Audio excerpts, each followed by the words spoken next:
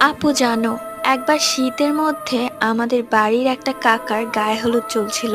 অনেক বড় সড়ো পার্টি, তাদের বাড়ির উঠান ছিল না, একটু ঝোপঝাড়, তাই বিয়ের জন্য সেই ঝোপঝাড় সব গাছগাছালি কেটে ফেলা হলো এবং ওই জায়গায় স্টেজ সাজানো হলো।